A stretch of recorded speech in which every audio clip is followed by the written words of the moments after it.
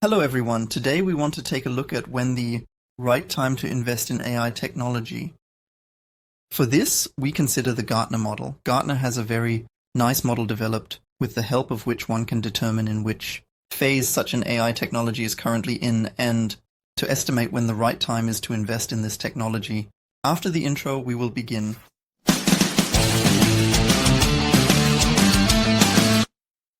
You see here the hype cycle model of the consulting company, Gartner from 2023. You can find the link also in the video description below.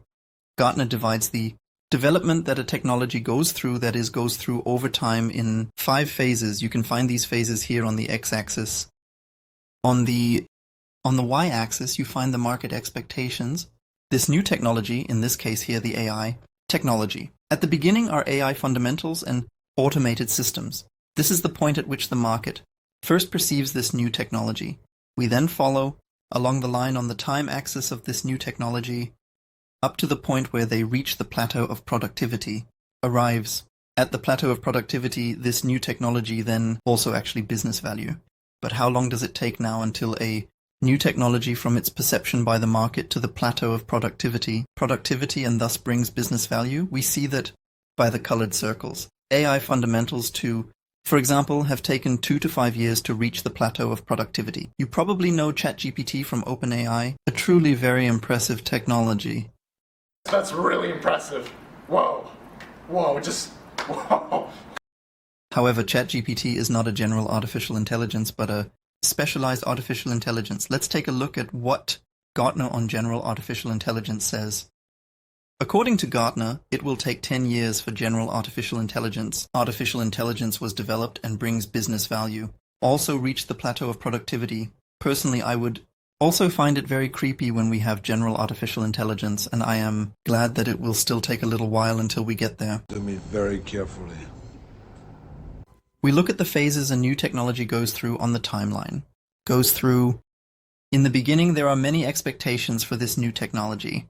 And there will be many individual sub-technologies derived which can develop. The whole thing is strongly accompanied, and there are also the first success stories. The reports are going wild. This new technology is absolutely hyped, and the whole thing culminates at a peak. The completely exaggerated expectations. At the peak of expectation, the market realizes that the completely exaggerated expectations for the new technology are not met.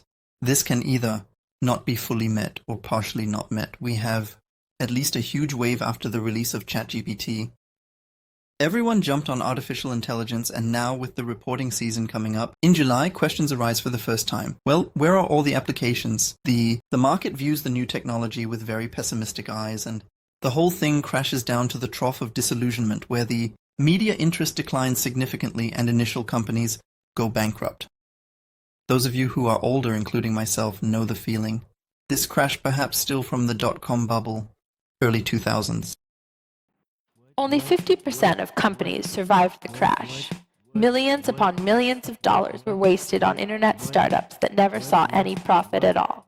Many companies from the 90s that dealt with internet technology no longer exist today. But some like Google, Apple, or Facebook have weathered this period well. It will be the same for us in the AI field. Some companies will survive the trough of disillusionment and move on to the path of enlightenment. On the path to enlightenment, they will continue to develop their technologies because they may also understand them better and better. They will retain the customers they have acquired, the first mover customers, and lead them to the plateau of productivity, meaning they will advance their technology to the point where it also brings real business value. Google earnings out just moments ago, topping analysts' expectations, solid growth in revenue and profits for the world's largest internet search provider. Tech giant is at an all-time high in late trading with shares. I think the Gartner diagram could be understood up to this point. But now the question is, how does it help us find the right time to invest in a new technology? We want to examine the question with a small example. For this, we take 2 companies. The first company is a technology company that offers AI simulations and develops services for this purpose.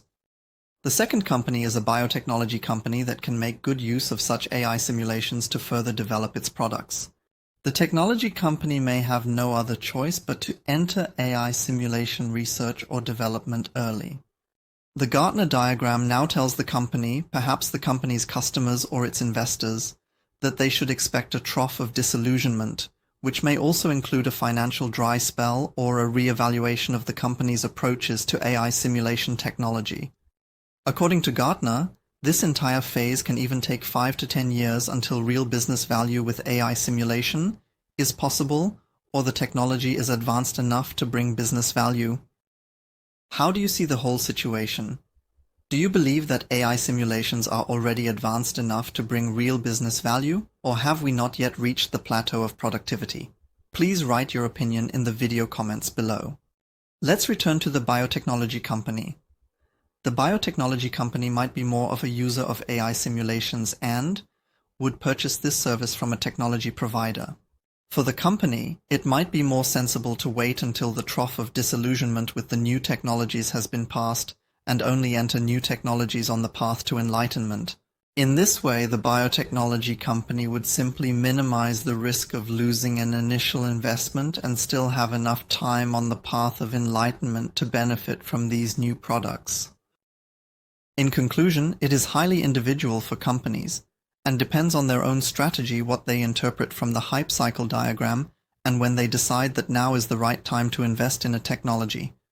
Personally, I find this diagram very interesting, and I do believe that one can take away a thing or two from it. I hope the video helped to better understand the Gartner life cycle. Another principle, which is exactly the opposite of the hype cycle effect, is the persistence effect. You can find it here in a separate video. In future videos, I would like to delve into the individual AI technologies. To make sure you don't miss it, please subscribe to this channel.